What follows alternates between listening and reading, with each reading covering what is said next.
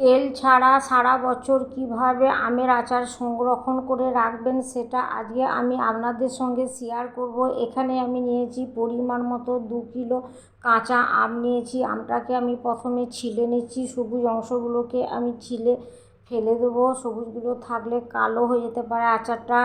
এবার আমি প্রতিটি আমকে 4 পিস করে টুকরো টুকরো করে কেটে দেবো। আপনারা আপনাদের সাইজে কেটে নিতে পারেন পছন্দ মতো। এবার জলের মধ্যে দিয়ে খুব ভালো করে ধুয়ে জল ঝরিয়ে নেব। কড়াই বসিয়ে দিয়েছি, কড়াইয়ের মধ্যে 2 কিলো আমের জন্য এখানে আমি 1 কিলো চিনি দিচ্ছি। আমটা অনেক আম বুঝে আপনারা চিনি দিবেন, অনেক আম টক হয়, অনেক আমের আবার মিষ্টি ভাবও থাকে, সেজন্য চিনিটা আপনারা বুঝেই দিবেন। এবার আমি দিয়েছি পরিমাণ মতো জল দিয়ে একটা রান তৈরি করে নিচ্ছি। এখানে আমার রানটা ঘন থকথকে আঠালো হয়ে গেছে, দেখুন খুন্তি থেকে ঝরে পড়ছে না। আপনাদের সুবিধার জন্য এখানে আমি বাটির মধ্যে একটু জল নিয়েছি, জলের মধ্যে দিয়ে দিচ্ছি। দেখুন জলের মধ্যে দেওয়ার মাত্রই জমে যাচ্ছে, যাতে আপনারা সহজভাবে বুঝতে পারেন সেই জন্য আমি বাটির মধ্যে করে খুব সহজভাবে দেখিয়ে দিলাম। এভাবে যখন হয়ে যাবে তখন বুঝে নিতে হবে রানটা পারফেক্ট হয়ে গেছে। এবার জল ঝরিয়ে রাখা কাঁচা আম আমি দিয়ে দিলাম রানের মধ্যে।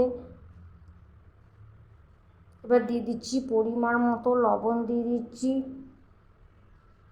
লবণটা যে যেরকম খাবেন সেরকম দেবেন। কালারের জন্য দিয়ে দিচ্ছি আমি একটু হলুদ দিয়ে দিলাম।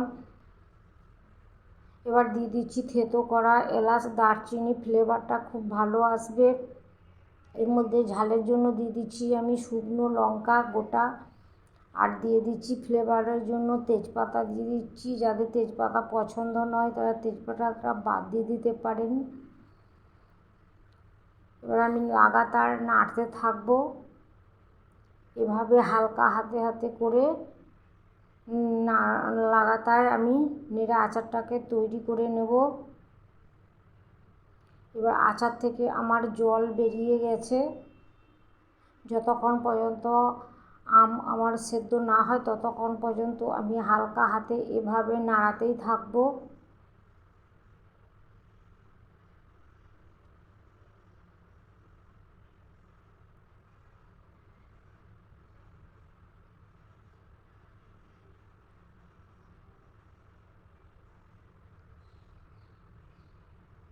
আম আমার প্রায় সেদ্ধ হয়ে এসে আমের কালারটা দেখে আপনারা বুঝতে পারছেন কালারটা অনেকটাই চেঞ্জ হয়ে গেছে।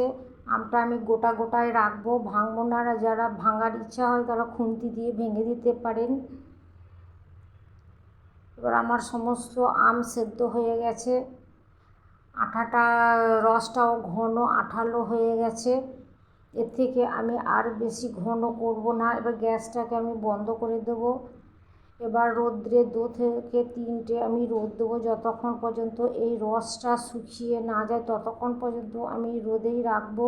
তীব্র রোদে রাখতে হবে, তাহলে আচারটা খুব ভালো হবে, কালারটা ও চেঞ্জ হয়ে যাবে অনেকটাই। এখানে আমি নিয়েছি 5 মশলা আচারের জন্য, শুকনো খোলায় ভেজে নেব।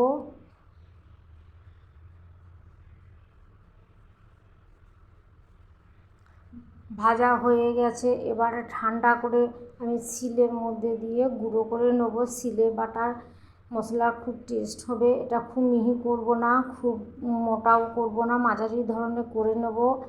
এবার আচারের রস আমার শুকিয়ে গেছে, কালারটা চেঞ্জ হয়ে গেছে। এবার আচারের মধ্যে আমি ভেজে রাখা মশলা ছড়িয়ে দিচ্ছি।